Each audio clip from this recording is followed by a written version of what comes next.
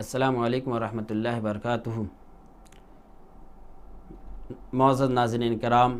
امن عالم YouTube channel پر آپ کا خیر مقدم ہے۔ سورۃ العصر کا سلسلہ لے کر ہم آپ کے سامنے حاضر ہوئے ہیں۔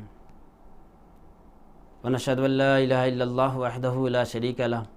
ونشهد ان محمدا عبدہ ورسولہ، اما بعد فاعوذ باللہ من الشیطان الرجیم، بسم اللہ الرحمن الرحیم۔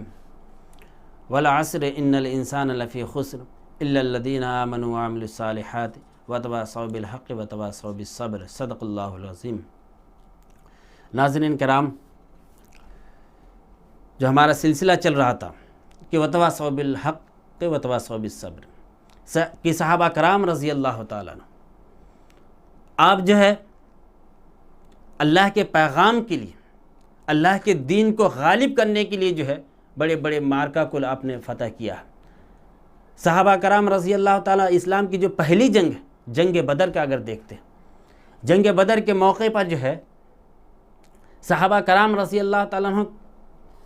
کی جو تعداد تھی وہ 313 تھی، اور دشمنان اسلام کی تعداد جو ہے 918 تھی، لیکن اللہ تعالیٰ جو ہے ملائکہ کے ذریعے سے ان کی اللہ نے مدد کیا اور صحابہ کرام غالب آئے۔ آج بھی وہی اللہ موجود ہے، ملائکہ موجود، لیکن شرط ہے کہ اے مسلمان تم بھی دین اسلام کو غالب کرنے کے لیے کھڑے ہو جاؤ۔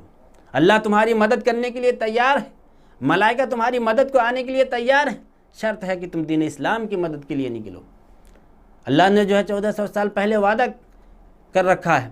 هو الذی ارسل رسولہ بالہدی ودین الحق لیظہرہ علی الدین کلہ وکفی باللہ شہیدا،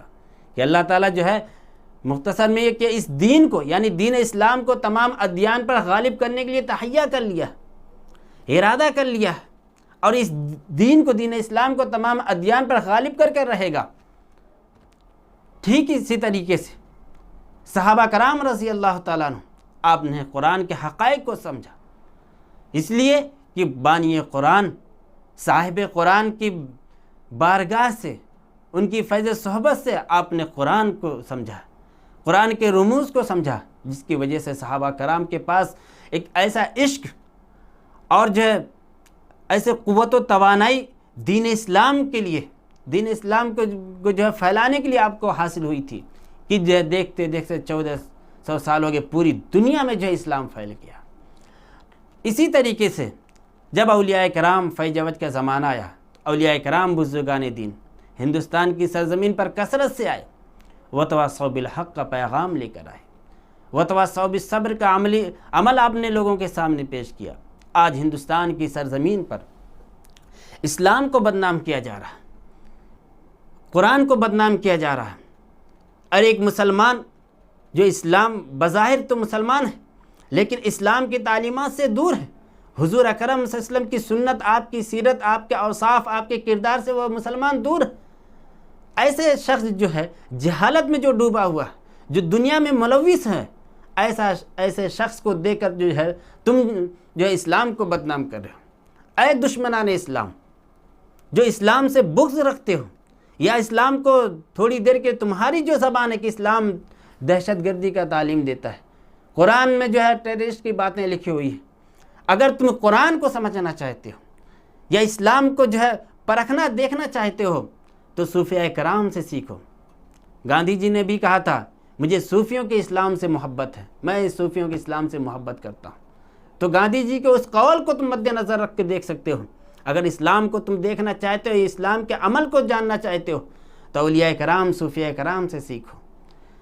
ہندوستان کی سرزمین پر جب حضرت غریب نواز رحمۃ اللہ علیہ آپ آئے، حضرت خواجہ بندہ نواز گیسو دراز رحمۃ اللہ علیہ، مخدوم اشرف اور دیگر اولیاء کرام، 2.5 لاکھ اولیاء اللہ ہندوستان کی سرزمین پر، حضرت محبوب الہ نظام الدین اولیاء، حضرت صابر کلیری اور دیگر اولیاء کرام ہندوستان کی سرزمین پر کثرت سے آئے۔ کیا پیغام لائے؟ امن اور شانتی کا پیغام لائے،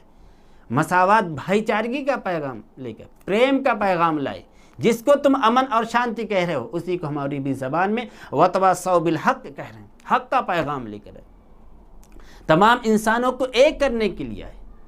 مساوات کا درس دینے کے لیے آئے، انسانوں کے انسانیت کا درس دینے کے لیے آئے، حق کا پیغام ایسا لے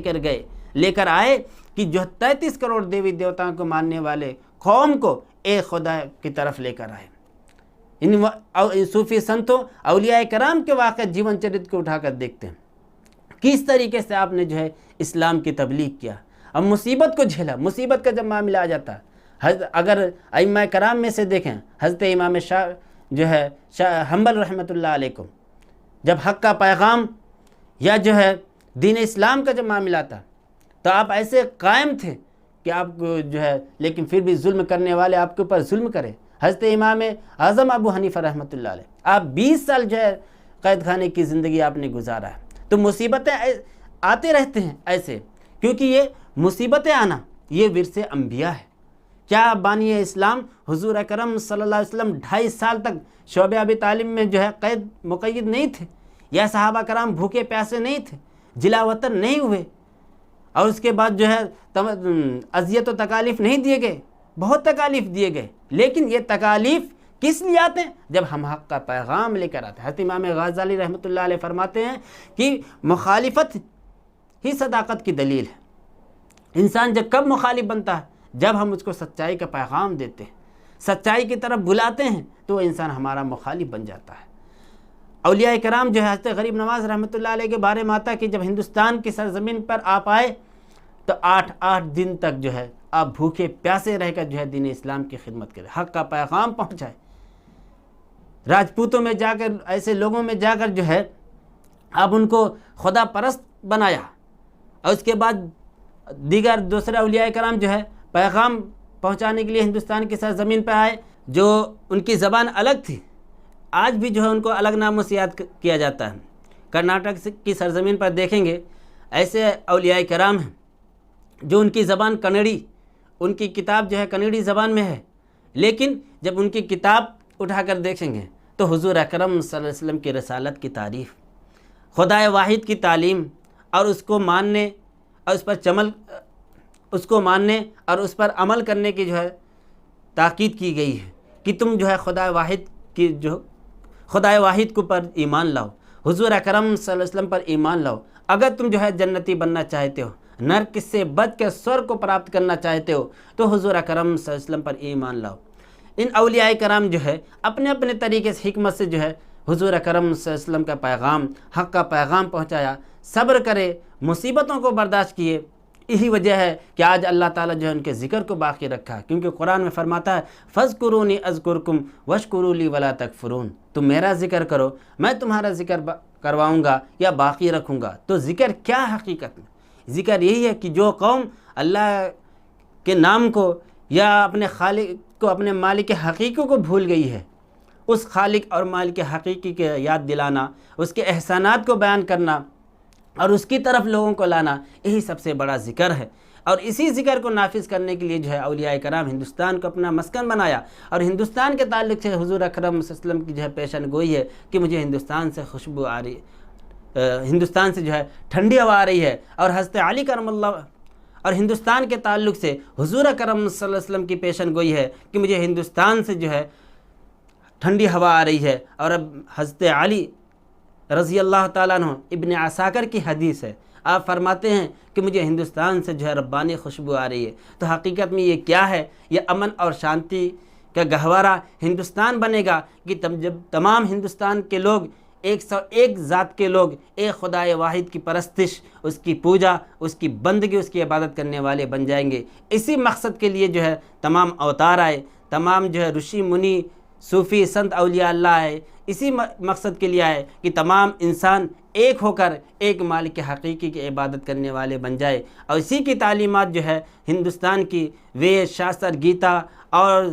سکھزم کی گرو گرنتھ صاحب، توریت، انجیل، زبور، تمام مذہبی کتابوں میں یہی بات لکھی ہوئی ہے کہ تمام مانو مل کر ایک خدا واحد کی عبادت کریں۔ ٹھیک اسی طریقے سے جو قرآن کہتا ہے کہ وتواصوا بالحق وتواصوا بالصبر۔ اب کامیاب مسلمان تو ایمان رکھتے ہیں، اللہ و رسول، آخرت کے دن، یوم آخرت تو ایمان رکھتے ہیں، لیکن یہ بھی اگر اپنے آپ کو کامیاب بنانا چاہتے ہیں، اگر جو اللہ و رسول کی خوشنودی کو حاصل کرنا چاہتے ہیں، تو قرآن جو سبق دے رہا ہے، جو درس دے رہا ہے کہ وتواصوا بالحق وتواصوا بالصبر، اگر تم جو ہے خسارہ اور نقصان سے بچنا چاہتے ہو تو تم جو ہے حق کا پیغام لے کر اٹھو، حق کا پیغام یعنی تبلیغ اسلام لے کر کھڑے ہو جاؤ اور جو ہے صبر کرنے کے لیے تیار ہو جاؤ، جس طریقے سے ہمارے اکابرین نے صبر کیا۔ ہمارے اکابرین نے جو ہے وتواصوا بالحق کا عملی جامہ آپ نے پہنایا، وتواصوا بالصبر کا جو ہے نمونہ آپ نے پیش کیا۔ تو انسان اسی وقت کامیاب ہو سکتا ہے جب وتواصوا بالحق وتواصوا بالصبر پر عمل کرتا ہے۔ تو وتواصوا بالحق اور وتواصوا بالصبر جو ہے یہ تبلیغ اسلام، اور اس راستے میں جو مصیبت اذیت و تکالیف آتے ہیں اس پر جو ہے وتواصوا بالصبر کے جو ہے نمونہ پیش کرنا ہے، یہی ہمارے لیے بہت بڑی کامیابی ہے، اور جو ہے اسی میں جو ہم اور آپ جو ہے کامیاب ہو سکتے ہیں۔ اور یہ ایسی کامیابی ہے کہ ہم تو خود کامیاب ہوں گے، اور جب ہم اس آیت پر عمل کر کے لوگوں کے سامنے پیش کریں گے تو جس کے پاس ہم محنت کر رہے ہیں، جس کو ہم وتواصوا بالحق کی طرف بلا رہے ہیں، وہ بھی کامیاب ہوں گے اور ہم بھی کامیاب ہو جائیں گے۔ دعا ہے کہ اللہ تعالیٰ ہم تمام جو ہے مسلمانوں سے وتواصوا بالحق اور وتواصوا بالصبر پر جو ہے عمل کرنے کی توفیق عطا فرمائے۔ وآخر الدعوانا ان الحمد للہ رب العالمین۔ السلام علیکم ورحمۃ اللہ وبرکاتہ۔